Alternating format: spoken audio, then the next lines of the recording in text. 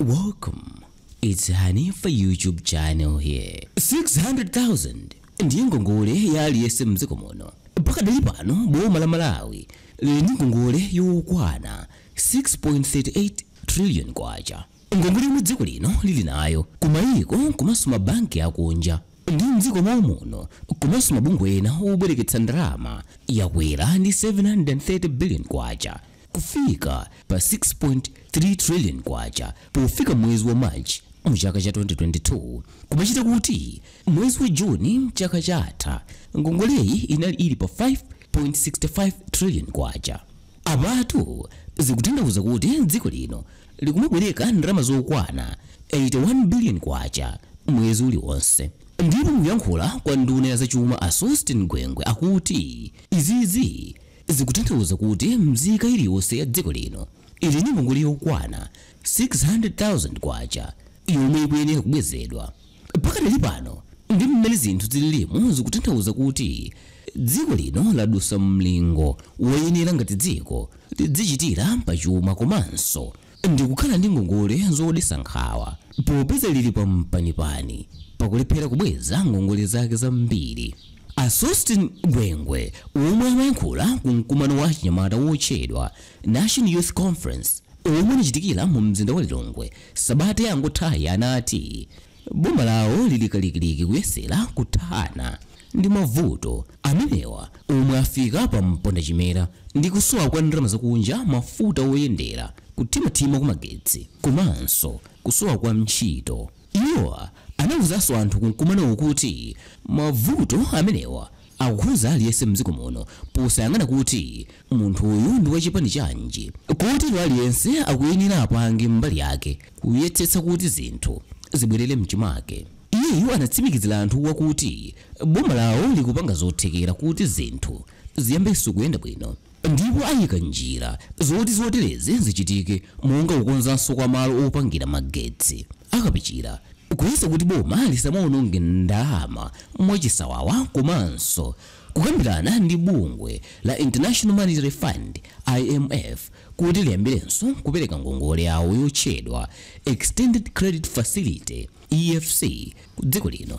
Posachedwapa mkulu wa bungwe la IMF Kristalin Georgieva anayankhula ndi wailesi ina ya CNBV television ya mdziko la India ponena kuti kamba kakuti dziko la Malawi lili ndi ngongole zambiri zomwe zidzavute kubweza ndi zovuta kuti bungwe lawo libwenso mdziko muno nkupereka ngongole ya EFC. Iye anatinso ndi wokhumudwa kuona dziko ngati Malawi lomwe likusowa chakudya, mafuta oyendera komanso ngongole za nkhaninkhani zomwe kwa iwowa nzovuta kubwerera kuzagwiranso ntchito zawo kuno. Komatu mavuto omwe dziko lino lili nawo sanakafika pamenepa kunakhala kuti atsogoleri ake amamvera malangizo kuchokera kwa akatswiri a zachuma. Izizi ndimalingana ndi katswiri wina pa nkhani zachuma amene Tobias omwe akuti dzikoli likhala likupitirirabe kukumana ndi mazangazime amene wawa mudongosolo la zachuma la mchaka cha 2022-2023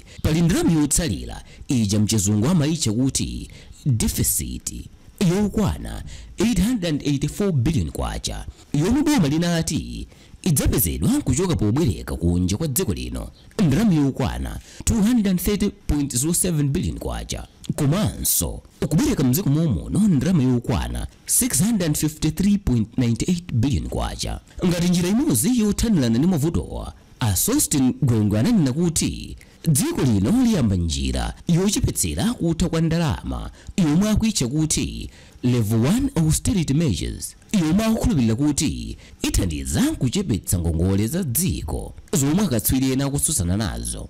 Ngongole anatinso anthu mdziko muno akamva kuti Aliyese waletsedwa kupita kunja kwa dziko lino asadabwe ndi kung'ung'uza popeza akufuna kusunga ndalama kuti mwina ngongole zichepe. Iyetu anatsimikizanso kuti pa ndalama yokwana 2.8 trillion kwacha yomwe dongosolo la zachuma cha mdziko lino ndalama yokwana 800 billion kwacha ndiyoti ikuyenera kubwerekedwa zomwe zikupangitsa dziko kukhala ndi ngongole zambiri. Ndi Ngongole anapitirira kunena kuti mwezi wa Oktoba mchaka cha 2022 ngongole zina zomwe dziko lino lakhala likubwereka ikukwana nthawi yake yoti dziko lino libweze, ndipo ngongoleyo ndiyokwana 352 billion kwacha. Apato ndipo omwe andunawa anayankhula kuti nzika iliyonse ya mdziko muno, mwana kapena wamkulu akamakhala azidziwa kuti ali ndi ngongole yoyenera kubwezedwa yokwana 600,000 kwacha. Komatu mneneri pa nkhani ya zachuma ku chipani cha Democratic Progressive Party DPP Araf Juma anati njira zosungira ndalamazi zomwe mchizungu akuzitcha kuti austerity measures zomwe boma likupanga panopa ndi zatsankho, chinyengo, utambwali komanso boza popeza zikuphinja anthu ambiri omwe ndi osauka usati omwe ndi adindo a dziko lino. Iwo anati ngati chipani ayilandira nkhaniyi kuti boma likuyenera kuyika njira zosungira ndalama, koma anapempha kuti njirazi zikhuze aliyense osati kukhala zatsankho. Iye anati ndi wokhumudwa kuti pamene dziko lino likusowa ndalama zakunja ndi pamene mtsogoleri wa dziko lino watenga anthu okwana 37 kupita nawo ku msonkhano wa unga ku USA, komwe wapitako ndi ndalama za nkhaninkhani zosowazo zomwe zikanatha kugulira mafuta ndi mankhwala mdziko muno. Ichichi ndiye chinyengo ndi utambwali omwe amanena uja popeza boma lomwelo likukamba zosunga ndalama koma boma lomwelo likuwononganso. Abetha Pili omwe ndi mmodzi wa akuluakulu a bungwe la Malawi Economic Justice Network Imagine anatiyenso njira zomwe boma lakhazikitsazi zikhoza kuwononga chuma m'malo mokonza, popeza anthu omwe amachita malonda okopa alendo aphinjika kwambiri, popeza mtsogoleri wa dziko lino analisa nthambi za boma kumachitira misonkhano yawo kumalo omwe ambiriwa ali m'mbali mwa nyanja ya Malawi. Iye anatiyenso ndi chinyengo kuletsa ena kuchita misonkhano yawo kumalo amenewo, koma iwowa akuluakulu a dzikowa akupita ku mayiko akunja nkumakakhalako sabata zingapo. Apa iwo anati njirazi sizoyenera poti zigwetsa chuma cha dziko lino, ndipo choyenera kuchita ngati boma ndi kugwiritsa ntchito ndalama za boma mwanzeru ndi moyenera.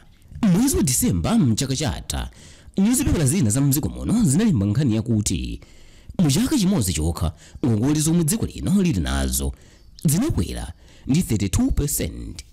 Pa nthawiyo ngongole zinakwera kufika pa 5.5 trillion kwacha kuchoka pa 4.1 trillion kwacha, yomwe inali 59% ya chuma chathu ija amaitcha mchingerezi kuti GDP.